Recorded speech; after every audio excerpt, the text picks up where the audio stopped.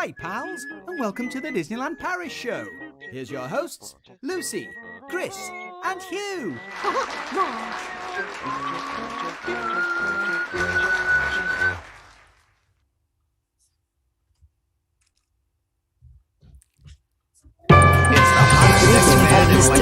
And now, Disneyland Paris news.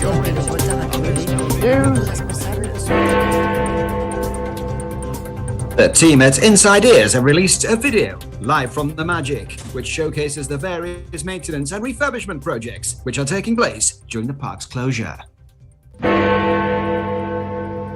Rumours that Disneyland Paris has purchased 4 retired Fantasmic barges from Tokyo Disneyland indicate that the new lagoon, which is part of the Walt Disney Studios expansion, will be the stage for nighttime spectaculars once complete.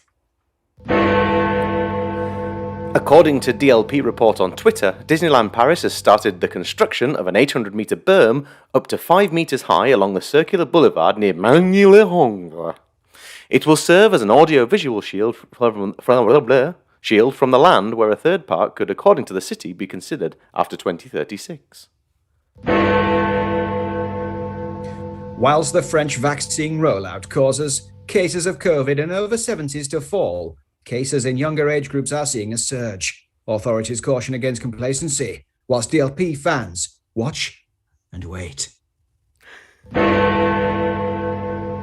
In international news, tickets for A Taste of Disney at Disneyland California sold out in minutes as Governor Gavin Newsom announced the theme parks could reopen from the 1st of April.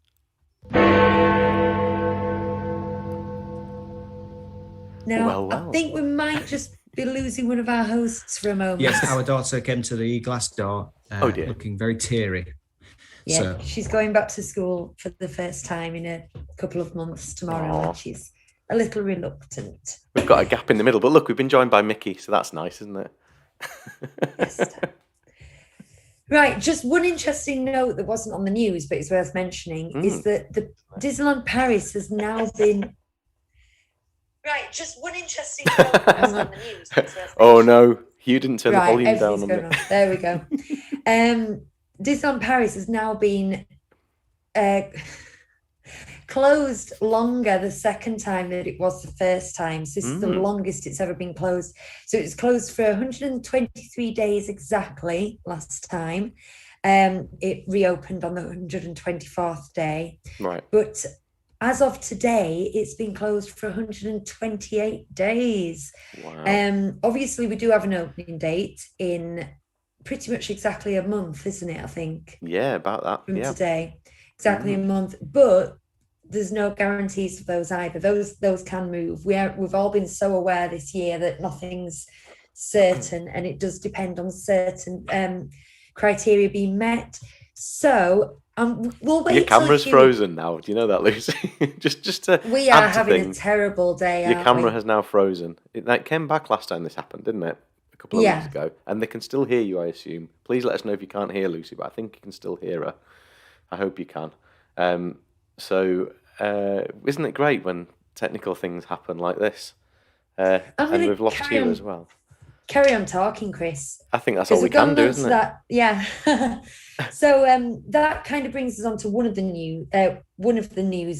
news pieces, the most depressing one probably, in that you actually alerted me to a French news Twitter feed earlier in the week saying that even though the vaccine rollout's going well and cases in the over 70s is falling, in younger age groups in France, it's actually on the rise. And it could, preempt some tightening of restrictions over in France. And this opening of Disneyland Paris in April is contingent on them reaching a certain number per 100,000. Yeah. So let's just fingers crossed for that. So anybody who does have, well, it won't be April for UK visitors, but May trips booked, keep a weather eye on the horizon because could be a storm coming, Annie. You'd put something tentative in for May, hadn't you? Or was it June? Well, I know Yeah. you've got your US potentially, but That's if we don't go to the US. I Yeah. thought we could do a last minute trip to Disneyland Paris, and I have put a couple of days of park reservations in. I've cancelled my April ones now. I'm being a good citizen because I also put some tentative April ones in. But as you quite rightly pointed out, it looks more likely we'll go to America than France, the way the figures are looking at the moment. yeah. So, Now, just quickly for you, in the chat they say that they can hear you loud and clear, or cloudy as beer, as Mark Chester just said. okay. I don't know what the best thing to do for your camera is. I wonder whether you could turn it off and on again. Just 1 second. Yeah, because I've come back and people don't even realise. No, that's it. Well, I think I heard you creep in, to be honest, to you, but and I'm liking the look of Mickey over you as well. So Yes, me too. you know, it's all a big improvement. Oh, now it says "the" on one side and "ains" on the other, which is nice. This is the joys of using Zoom. It says failed to start the video camera. Please Oh, select wow. another video camera. Oh, that's exciting, isn't it? So you're gonna have to look at me today. I'm so glad I put on a smart shirt, so I didn't look too terrible. Well, they can hear you anyway, so do carry on. Right, this is a problem, isn't it? It's a slight Start problem. the video anyway, Start the video. I can't. just in case he comes back. Can you start it anyway? No. Oh, I see. Can you log off and on again? Can we? Shall we try starting the stream again? Just Well, for one. So is that worse? It's not the stream. I'll Chris? tell you what. Yeah, look, bear with us. We'll just go onto the start card again, and we'll come back in a minute and see if we can sort this camera out because it's a bit of a pain in it. It's not good. We'll be right back. Bye. We're back, and they're back, and I'm just going to put the audio on. Look, speak. You can be heard and seen. Oh, thank goodness for that. Are we on? Are we live? Are we? We're live. We're good. We're live. We're there. We're back. We're on, and all that sort of stuff. Right, and we've got the real depressing rubbish stuff out of the way. So should we talk about all the fun stuff that's on the list? Bonnie's thinking about funny dogs Nice. to help her get to sleep. Oh, that's nice. I like funny dogs. Well, that's what she said. She said I like funny dogs. Who's her favourite funny dog? Oh, it's just the ones she meets in the park. She's got a very specific one in the park called Meg that she really likes. Who's got really long hair. Right. She's not that bothered about Pluto. Oh, We haven't said hello to the chat yet, Huey, because you're our chat master. Well, Yeah, we've just said bear with us a lot. He's our chatster. Yeah. So do we have people there? Yeah, we've got plenty of people. We've got the Dunn family.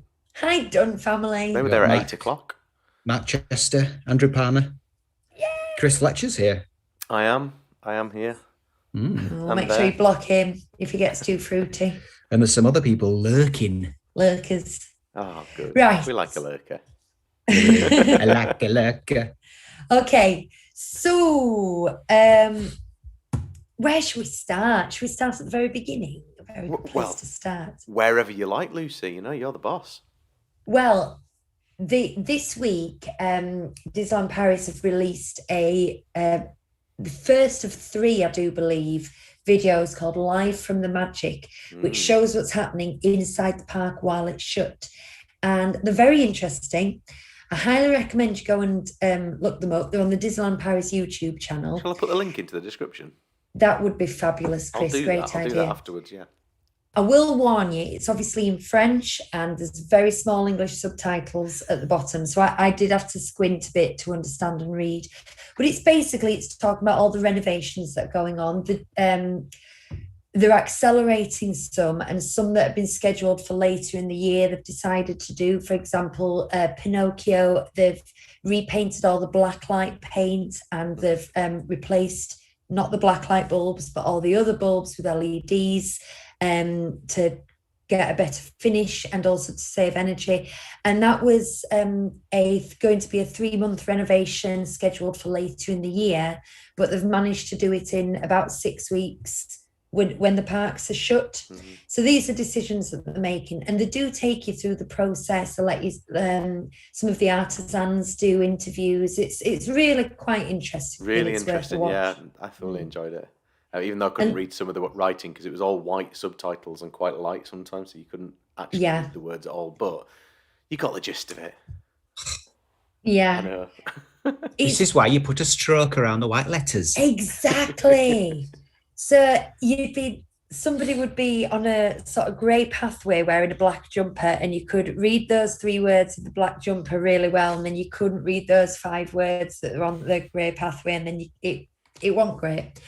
But little spoiler alert, they tell you how they make the cobwebs in Tower of Terror, which was very interesting. Yeah. So that was a good one. So lots going on. Have a look at that one. Now then, the next 2 things are, one is pure rumour and the other one is Puma. One is Puma and the other one is kind of, on the surface of it, a little bit of a boring news story, but it piqued my interest and it's going to lead us in to what our discussion is today. So I think I'll leave that one for last. But the rumour comes from Richard Disney on Twitter, and he has heard from a member of the entertainment crew at Tokyo Disneyland that they have sold 4 barges from the Fantasmic Lagoon show to Disneyland Paris. And they've been shipped over. So this isn't a new thing. They quite often do this. That a lot of the floats from Stars on Parade are actually repurposed from the Tokyo Jubilation Parade. They do tend to sell on their old hardware, just regroom it, because this is very specialist material. So the presumption is that these are going to be used for a nighttime show on the lagoon in Walt Disney Studios Park. Nice. Which is exciting news, isn't it? Have we got a photograph of them heading down the motorway? Because until I see that photograph, it isn't true. Then it will go from rumour to news when that happens. Unfortunately not. We don't quite know where they are at the moment. It was pointed out by Richard Disney that there's no indication that this will be Fantasmic that they bring over here, that it's going to be a different show. They're just using the hardware they've got, basically. Well, if you're going to speculate, you might as well speculate wildly, hadn't you? Rather than just saying, well, they bought these barges, so they're going to do the same thing. We might as well say, so they might do something else with it. Do you know, if you're going to rumour, go all out. So exciting. I think it was last week, everyone in the Disney community was going, 2 years ago today, we first saw the concept art for the expansion. Yeah, I saw some of that. Yeah, and it was really exciting at the time, really exciting. If you were in the fan community at the time, it was like the biggest bombshell that had ever dropped. And then nothing happened, like, for ages. And then they started doing the Marvel Land, and that just turned into a building site, and we get the occasional aerial photograph of it. But we're actually getting close to experiencing some of this now. And the length of time between concept art and experience is so long, you almost forget you're excited. And to hear something like this, like the barges. I can't wait for that first disappointment when you've got that concept map in your head, and it's so lush and green, and you're like, wow, look at all the trees, and you get there and there aren't that many trees, and you go, no, it's good. It's just not. And it's less of a lagoon and more of a pond. And I know the foliage takes a decade to bed in, doesn't it? I know it's concept art, but I don't think they should put so many trees in. Yeah. Because that was the nicest thing about it, I thought. Yeah, I agree with you. When I was looking at the pictures, because as Lucy says, people have been tweeting them over the last week or so, and when I was looking at them again the other day for the first time since last year, I thought, this is very green. It's very luscious, and I don't believe it's going to ever look like that. No. Well, the thing is, I mean, it's a semi-aerial shot, isn't it? It's a painting, but if it wasn't, it would be a very high crane shot. And there's no show buildings. In real life, if you were at that height, you would see a lot of big grey buildings behind all the attractions, wouldn't you? Yep. And there isn't any. And all that area that would be show buildings is just filled in with greenery and tropical things, which just are never going to be there. But that's the way it is. Whenever you see an artist rendering of, like, you know, we've designed a new wing for your high school, and they show loads of people with backpacks strolling by, and topiaries and things. And Never quite. Andrew says, does that mean the Art of Marble Hotel is exciting now? No. That's should have been open 6 months, shouldn't it? Yeah. Mark Chester says, I think the park being shut for so long will pay big dividends for when we all go back. Loads of shiny new stuff to see and experience. That's my feeling. The longer that it's closed, the more I'll appreciate being back, and the more they'll be worth seeing. They'll have repainted Main Street for one. Yeah, it's going to be shiny and lovely, isn't it? I think it's quite a nice thought that the things that they would normally like take the time over the year and take time out to do, they managed to get ahead with things. I'm also a big fan of the whole LED lighting thing. We talked about it a lot last year about Autopia. Well, before last year, no, year before last. About Autopia and that they've done it there. They've done it with Buzz Lightyear. So they're obviously going through and gradually making all these replacements, and that's a huge energy saving thing. When you count that on top of the solar panels that they're doing in the car parks as well, they're doing an awful lot, aren't they? I was going to say that we'll all be parking under solar panels next time we go, won't we? I mean, that'll be entirely new entrance to the park to start with. Yeah. Right, I'm going to go across the giant pond for a little while and go back to, I know we don't strictly cover the American parks, but we did talk about California a couple of weeks ago, and we debated whether you do the ticket price and all these things. So I thought it was worth revisiting.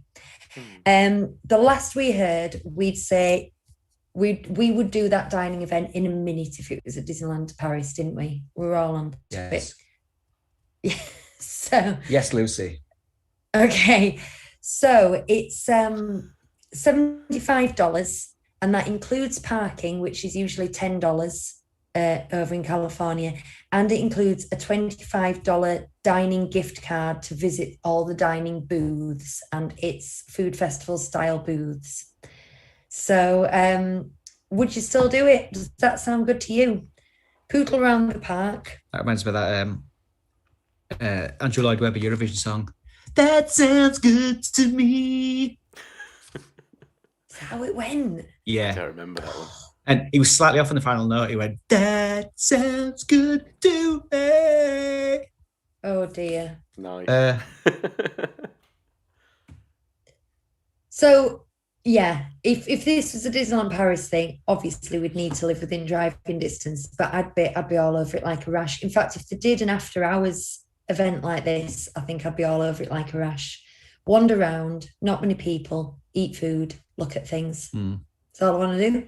And I think that's quite a good deal. So it's basically $40. Is that that thing that's called like A Touch of Disney? Yes. Is that a creepy title? It's just a bit. No, A Taste of Disney. Was it? Are you sure? No, A I touch think it of was like. Disney's where you pay and you can go. No, and I think it stroke was the a walls touch. around I think it was a Touch touch of- because taste would make more sense. Touch of Disney. Yeah, that's a Touch of creepy Disney. title. But yeah, I think that is an amazing deal, and unsurprisingly, they sold out in minutes. It was one of those, you're in a queue, and by the time you're not in a queue, there's no tickets kind of thing. The Dunn family would pay anything for that at Paris. Oh, Anything. Hell yeah. Anything. I'm not sure anything. No. A lot. Yeah, anything. I think they'll go up to £9,000. You need a silent Euros. auction. £9,000 like that idea. Yeah. Okay. And For a while hot we're dog. over in Sorry. we're over in California, it's worth noting that Governor Newsom has given them a date when they can open, but Disneyland has not yet announced when they will open. All right. See, I was seeing rumours of, 4th or 1st of April? It's the 1st of April. They've been told they can open. Oh, they will, won't they? Well, Well, if they're ready. the caveats have been They will given be is ready. 15% capacity, which is that's lower than like Shanghai did, or Tokyo did, or Florida did, or Yeah. Paris did. So 15% capacity, and only California residents. Now, only California residents isn't that much of a problem in California No. because they've got a big population, all within driving distance, and the massive Disney fans, so that's not a problem. But 15% capacity, they might think they'll make more money doing this Touch of Disney thing, the way the tickets are selling, than they would opening the full park. You don't know. Anyway, they haven't announced an opening date, so we'll keep you posted on that. Interesting. Right. This brings us on to the piece of non-news that is going to lead into our discussion. Non-news. A berm of land is being constructed. A what now? A berm. Do you know what a berm is? A berm. I had to look this up. It's this French was for on bum, DLP, isn't it? Berm. Don't you look berm. at my berm. Berm. Get off my berm. Get off my berm. Yeah, this was. He pinched my berm. This was reported by DLP Report, who are an excellent Twitter feed, an excellent website, and we get some very good information. And I thought, why are they telling us that? What's interesting about that? A berm of land is like a raised ridge. You get them around reservoirs and stuff, a pile of earth, basically, but it makes a wall around some land. And it's going to be up to 5 meters tall. 5 meters tall. So that's a big old pile of earth. And they're doing it around. Like 3 men. Yeah. Yeah. 800 meters long of 3 men. Sorry.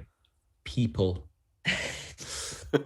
Well, women are typically small. It's like 2 men and a girl, 2 men and a lady stood on each other's heads.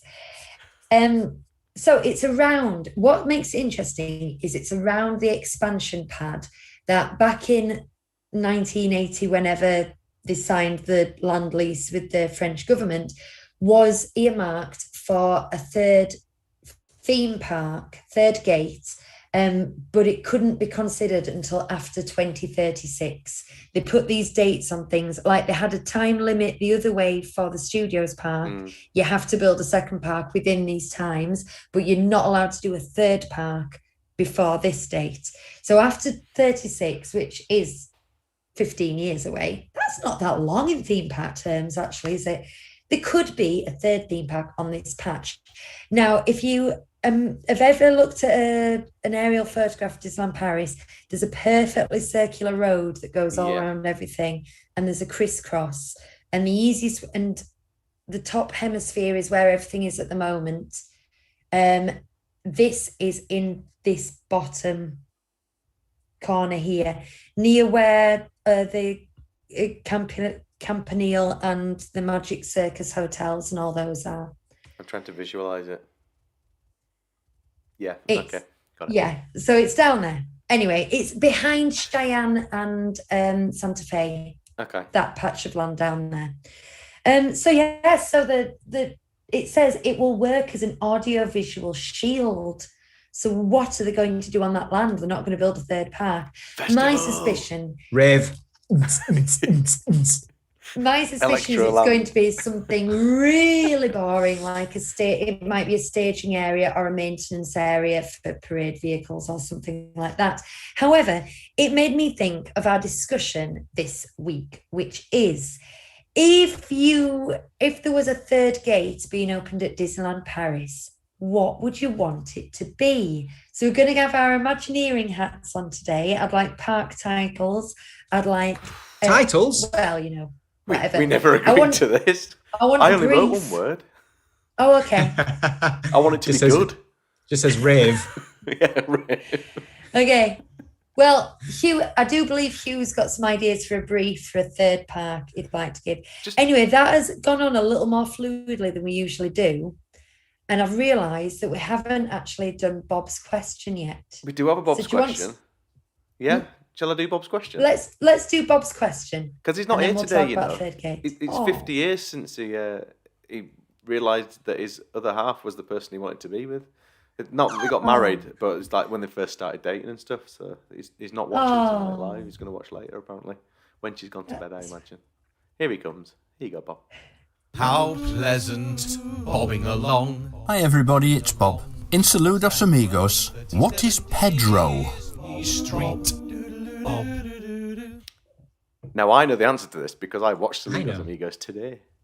Ah, and I know it because it's one of my favourite shorts. Nice. I think I know. Two. But we will tell you the answer to that later. Hang on, Pedro.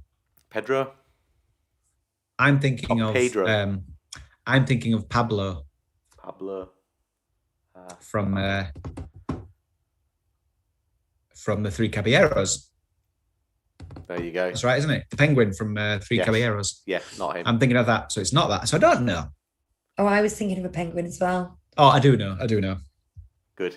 Oh, I think I do now. Yeah.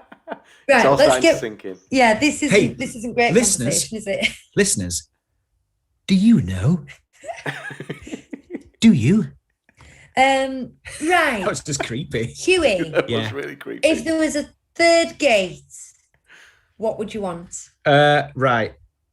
I want a Disney forest. That's it. Yes. Elaborate. It's basically elaborate.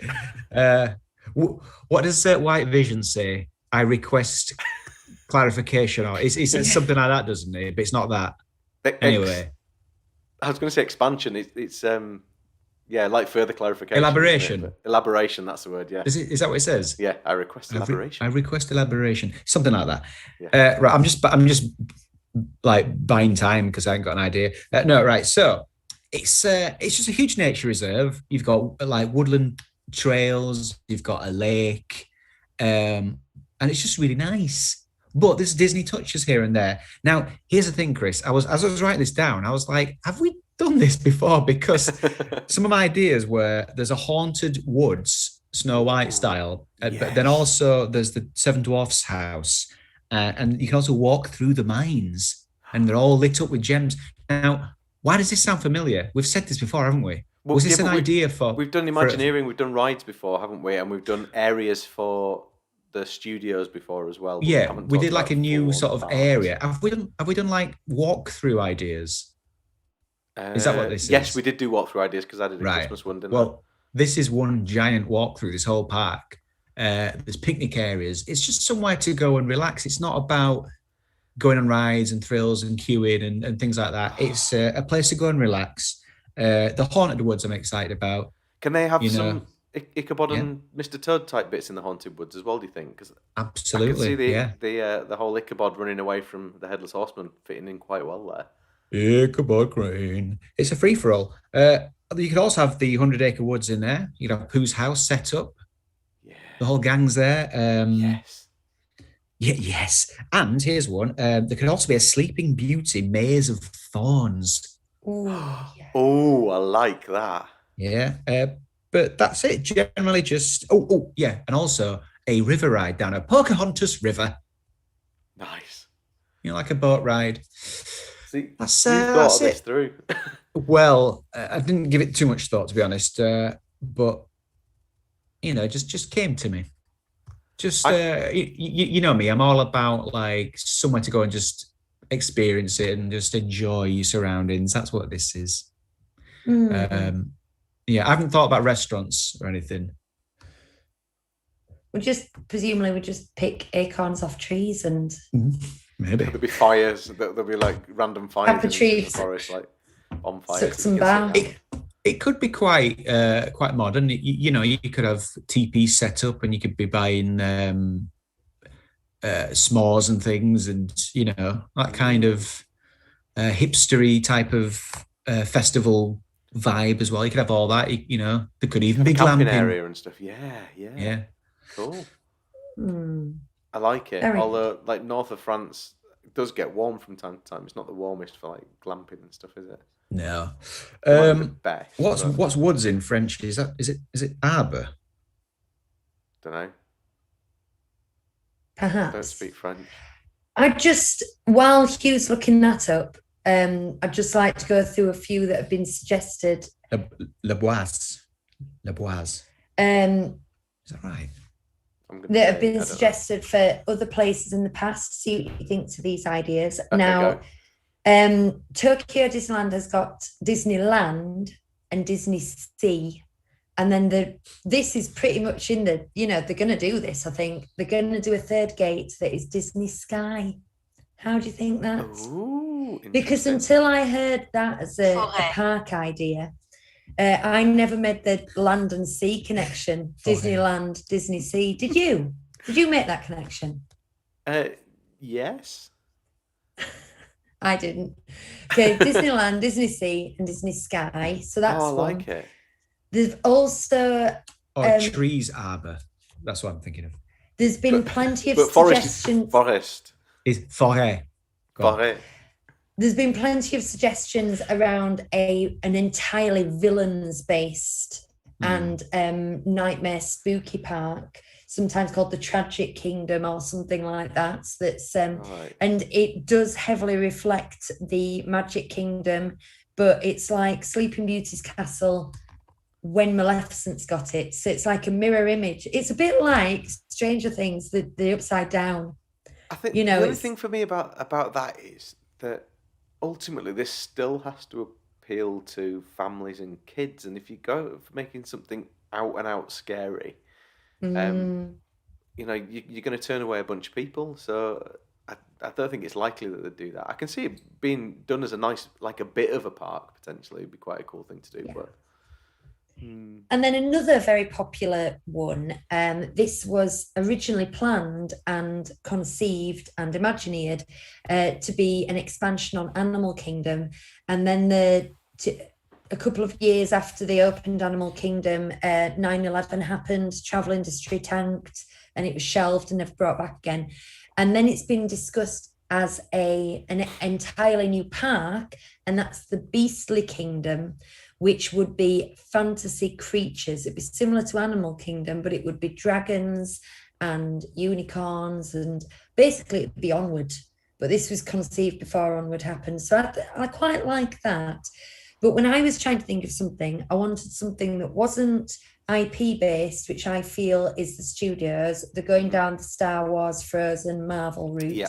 and that wasn't fantasy based. So I quite like to take something Epcotish, and I want to do a kind of a world tour, but not pavilion based. I want it to be more kind of wandering from culture to culture, and I wanted to call it Disney Vista, because I thought I was trying to think of French words that are English as well and that we could use, and I just thought that means view, doesn't it? Disney Vista. And I want it to be real world based, but absolutely fabulous. I want to have a section that's the Himalayan mountains and, the Grand Canyon and Venice and so on and so forth.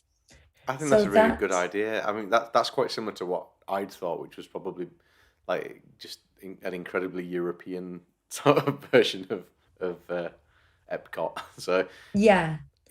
something that celebrates the continent, if you like. I thought something a bit more along those lines might be quite nice. I know Epcot's got a lot of in the pavilions, a lot of European countries anyway, isn't there? But It does. Disney actually thought that being in the heart of, because European culture to Americans is so exotic and foreign, they thought that it went down well in Epcot, but if they put something similar in Paris, that it just wouldn't be popular because it's like, oh, look, there's Big Ben. But I actually think the opposite. I think Europeans really sort of embrace the different countries and cultures and contrasting things, and you can only know one as your own country, can't you? And What I you think want it'd be quite popular. Is small world, but a big world. Big world. yeah, yes, yeah. Could be Small called. world. It's a big world after all. Because there's so many. I'd like, even without thinking about the IPs and stuff, there's so many tie-ins you can do from country to country to bring in, sort of like characters like Pinocchio. If you had a massive beer keller or something like that, and that kind of thing, it'd be just awesome. I just think there's real scope to do something, especially now with Frozen as well, and that whole Norwegian vibe in there as well. See, that's what makes it unfortunate it's in the studios, because it would have, culturally it would fit so well. And just straight after this, we're going to review Raya and the Lost Dragon. And without giving anything away, because none of the three of us have discussed it yet, one of my first thoughts was parks attraction. What an amazing parks attraction it would make. And if we're doing the round the world thing that I've just said, an entire Raya section, I'd live there. Entire Raya. Entire Raya. Right. Nice. Has Anyone in anyone- the chat said stuff? Yeah. Tell us. Did we get Chris's full idea then? I didn't really have a full idea. I've Okay. always thought that something along. I like the idea of the world's thing in Epcot. World Showcase. World Showcase, and I think Yeah. that's something that I wish that we had over here, something similar. So anything that can incorporate that, would be good for me. Andrew Palmer said a National Geographic land. Yes. Animal Kingdom. I'd like. Oh no, sorry. It says rather than a National Geographic land / Animal Kingdom, I'd like a Star Land, Deadpool, Simpsons, Family Guy, Lost. Oh. So it means the Star section of Disney Plus. You get on a plane and you crash land into it. Yeah. What's the rating? Where it's 12 but with an adult. 12A. The 12A rating park. That wouldn't work so well next to a centre parks, would it? Grey's Anatomy land. Andrew also says Buena Vista for your idea. Because, Disney's distributed by Buena Vista. It is, yeah, but like Buena's not French, is it? Because I thought that. Isn't that Buena? Spanish? Yeah, because in French it's Bon, isn't it? Bon. Yeah. Bonnie. Bon Vista. Bon Vista. Dunn family also says they need a Spaceland. Spaceland would be, yeah. I'm all up for a Spaceland. Mark Chester did have an idea about Bob's question, though. All right. Oh, are we there yet? We could be. I don't mind. Do you want to be? Yeah, go on then. Well, first of all, he says not a Scooby-Doo, did Mark Chester. And then he says, total guess, airplane. Well, let's see, shall we? That's what I think it is. No, that's a joke because he's clearly looked it up. Let's see if Wikipedia is right, shall we? In Saludos Amigos, Pedro is a small aeroplane who has to deliver the mail between Chile and Argentina when his parents get sick. Bob sang well on 37 Disney Street. Bob. Yeah. Fab. Aeroplane. There you go. Just made me laugh. Total guess, aeroplane. I'm just spitballing here, guys. I think we all did the same thing there. I immediately went, oh, it's that penguin. I can see him. I can visualize him. And then you went Pablo. And then I was like, oh, it's not Pedro. Yes, it's the little airplane. I liked him. It reminded me of Jimbo. Jimbo. Yes, In the 80s. Jimbo. I actually programmed the theme tune from that into my Nokia phone as a ringtone. That's it took a me very Chris hours. thing to do. Yeah, I know, isn't it? Do you know, sometimes you hear things that just make you like someone a little bit more than you already do, and that was adorable. That wasn't one of them. People say things like that. And then some things make me loathe you. Right, okay, my and finally this week. I'm going to say it, and then I'm going to sit back and let the boys take over. And finally, WandaVision. Yeah, it's a bit of a funny place to do this because we'd normally discuss this on the other channel, but we've run out of time to do that because we're doing Raya. But why not? Why not here? Yeah, why not? In lieu of things happening at the park. Do we have to keep away from spoilers and things? Do we have to worry about stuff like I that? do. Well, I think we do. We're only about 48 hours after the season finale, and it's a stonker. I think that we have to avoid major spoilers where possible. We'll give general overview of the series. Can we talk spoilers up to sort of episode 6? I don't know. I don't know what the rules are on episode 8. Talking about something that we don't normally talk about on a show. Well, if necessary, maybe we can do the odd spoiler from earlier on, but we won't spoil the ending. If Mark Chester says no spoilers, please. Oh dear. All right. But how far back do the spoilers go, Mark? Yeah, he hasn't started yet. Episode? Well, I will say... And then Dumb Family have spoiled it by saying great end. Anyway, so it doesn't matter anymore. I will say, when it first started, I had some issues I was hung up on about the sort of formatting of it, where I didn't think it was quite true enough for me as someone who's watched a lot of these old sitcoms, and it wasn't quite as on the nail on the head as I wanted it to be. But by the third episode, when they're into the 70s, I'd kind of got over that and I was just starting to enjoy it. So I could probably go back and watch it all again now and not be as hung up on thinking, oh, that sounds is a bit off for me. And then also I was getting into arguments with people on Twitter, like they were saying, oh no, there'll be a reason for that. There'll be a reason. sometimes they just don't 100% nail it. But, looking back, I think I was being a bit picky. I think, just to clarify, I think your issues were with certain production quality things that weren't true. I don't think you had a problem with the script or the acting or the style. No, it wasn't that. I just nailed that. I just thought, you've tried to replicate this 1950s or 60s sitcom, and it wasn't. It was good, but it wasn't bang on for me. And then I just got hung up on that, and when I shouldn't have done, I should have just been enjoying it. Yeah, but like I say, I was over that. Once they got into colour, that's the time when I forgot all that and I just started to enjoy it. And the first 2 episodes, it's more, maybe it's a bit more surface. You don't have to get too bogged down in the story anyway. So it doesn't matter that I wasn't paying that much attention in those. Well, it does a bit, but But it doesn't. But anyway, it doesn't, I mean, the good thing about it for me was the fact that the whole sitcom thing and the way it had been promoted meant that Laura was interested in watching it. So straight away I got Laura on board with it, which was great, because otherwise I would have had to find time to watch it, and I would have struggled to do that before the kids went back to school and she went back to the office. So it means that we've managed to watch it every week, which is brilliant. Those first 2 episodes, though, they're very. It doesn't matter. The Marvel stuff isn't really there, is it? You don't get any of that. You get little snippets of something's not quite right, but you kind of accept it for what it is.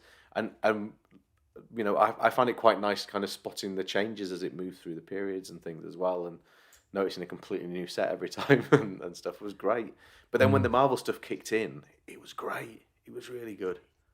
Well, this was our experience. We watched it weekly up to, no choice but to watch it weekly. Yeah. It's released weekly up to episode 4. And then on episode 4, there is a watershed. If you've all watched it, you'll know what I'm on about. If you haven't, there's a watershed in episode 4. And at that point, I decided to go back and watch it all as a movie, which by episode 4 would be about 2 hours. And all of a sudden it flows a lot better than you think it does, and there's a lot more threads than you think they are, because it's very easy to just see it as individual episodes up to then, but it worked really well, and it kept me hooked. It was well paced. I just loved it. Sad it's over. I think they had a lot to fit in, a lot of questions to answer in the last episode, and they managed to. I think that could have been longer and more delicately done. They were tricking us along the way as well. Like there were things that, like, a lot of the fan theories were so good. Is this how they bridge the gap between this, cinematic universe and this one? And some of that didn't really come to anything, and it's almost a bit of a letdown the way some of it concluded, especially one thing in particular in the last episode, which has really got people angry on social media about a certain character been reduced to something like so unrewarded. Yeah, basically unrewarded. Another thing I've just remembered about, like, the first 2 episodes where that I was hung up on again was Paul Bettany. I think he's great as Vision. I really like him. But when he was doing the comedy, he was rubbish. I thought it was good. And the thing is, he's not a comedy actor. He's not like someone said, "Oh, what about is it A Knight's Tale or something? Is in that?" And someone said, "What about that?" And I'm like, well, he was in it. Doesn't mean he's a brilliant comedy actor. And I just think his slapsticky stuff he wasn't well suited to. But later on, when he's been just, when he's becoming more like Vision, he was brilliant. I really enjoyed his performance. But like lampooning himself, didn't like. Yeah, I completely agree with that. I think he was. I don't know. It's not that he's doing anything particularly wrong. It's just not very funny, is it? No, like you can see him selling it, like really giving it everything that he can. But I appreciate that, and I always congratulate someone on giving it their all. Whereas you get Elizabeth Olsen, who it was really about her, this show, wasn't it? More than the 2 of them. It was it was her show more than his. I tell you what I say about him. In that first episode, it felt like I'm trying to be Dick York, and rather than I am Dick York, if that makes sense. It wasn't coming across as a convincing I'm the male lead in this sitcom. He was coming across as I'm someone pretending to be a male lead in a sitcom. What I liked about that character, though, in the final episode is, and again, I'm trying to avoid spoilers, but he has to have a showdown with another character that has been introduced. And I like that they have a... And they have a conversation about Trigger's broom from Only Fools and Horses. They have a physical fight, but eventually the conclusion comes through discussion and logic. As opposed to brute strength. That was my favourite scene of all the series. An incredibly strong and powerful character. The fact that it comes back to his mental abilities, which are so profound as well. I thought was perfect. Pure vision, that isn't it? That's vision, just reasoning and using reason and just trying to work out, what he thinks of it and how he fits into it as a computer, like. Interesting. Yeah, I really liked that.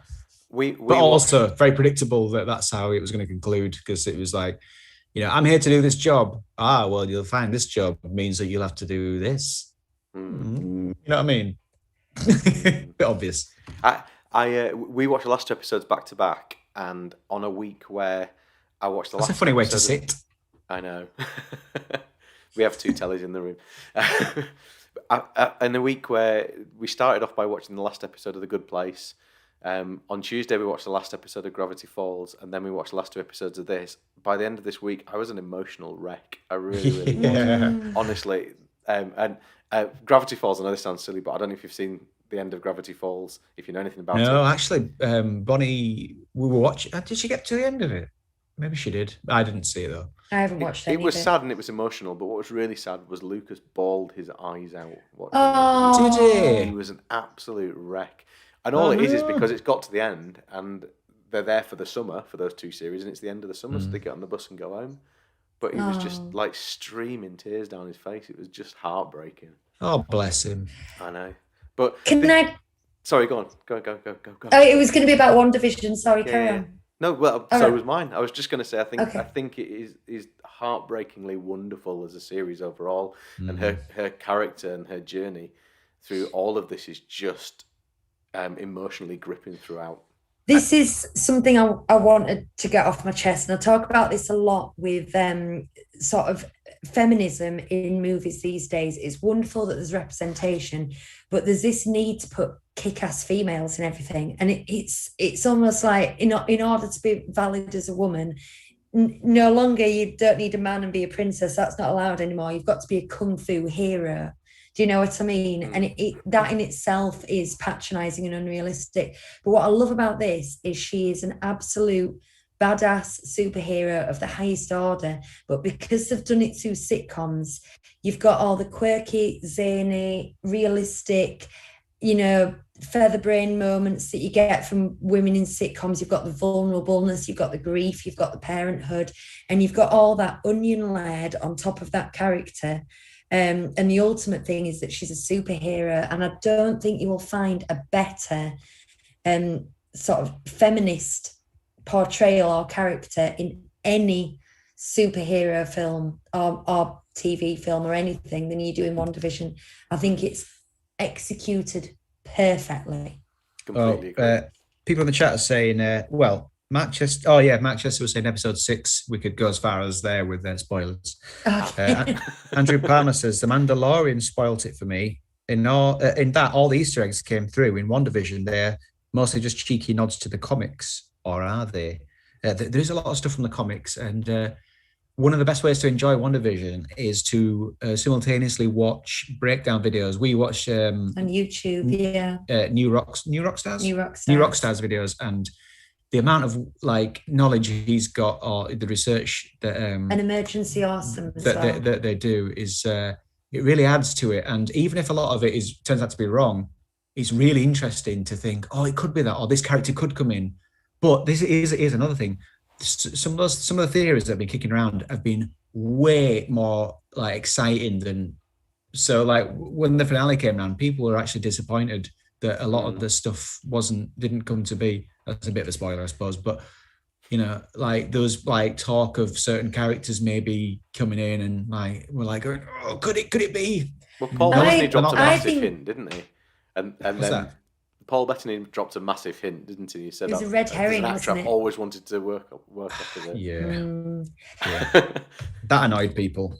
I right. think fan theories have killed cinema the way we know them. I think that filmmakers are now, they're either doing lip service to fanboys or they're trying to subvert expectations, which I think is what killed Star Wars, is trying to second guess the fan theories. And the fan theories are fun, but you've got to accept the skill of the people writing it and just try and scrub your brain and just enjoy. Just go with it, man. Just go with it. Yeah. Yeah. Relax. Right. That was our cryptic, non-spoiler review of WandaVision, and we've That was a done long Bob's time answer. finally, wasn't it? I know. We've done Bob's answer. That was a bit Yeah. deeper than just looking at new emails, wasn't it? So that just brings me on to wrap up then, unless you guys have got anything to add. No, I don't think so. Okay. Our classic show this week is a review of Raya and the Lost Dragon, and that will be released tomorrow. Chris is... Thank you. What did I say? Lost? Yeah. Oh, that might just be my note. I think it was just a slip of the tongue. Yeah. Does anyone know what the bell is, by the way? No one's guessed the bell. Do you know what? I'm not going to tell him. I'm angry now. I was going to show him what the bell is. And I'm even pointing up here, so it's a bit of a clue that it's not down here. It's it's this high. It's elevated. But people don't know what it is. And still, someone who watches these videos or listens to the podcast knows what it is, because we've seen a photograph and they've got one. In their house. And one day they're going to realise and they're going to tell us. And it's frustrating. Okay.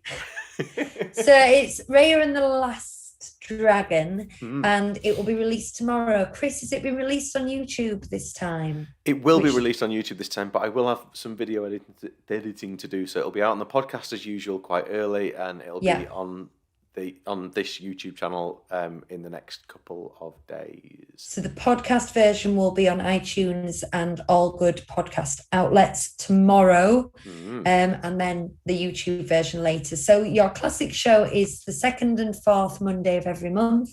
And we also do our trivia show. It's the first and third Wednesdays of the month. So if you've enjoyed it, make sure you give this video a thumbs up and subscribe and tell your friends. And if you've got any questions or things you would like us to discuss in future shows, please drop them down. It's really nice to converse with you and to know what you want to hear about, because we're a gold mine of Disneyland Paris knowledge just waiting to be tapped. So see what you've got. And that's all I've got. So I'm going to say thank you very much for watching and listening. Apologies for the technical difficulties at the beginning. Again. You've been great. I've been Lucy. Good night. Good night. Good night, children. Just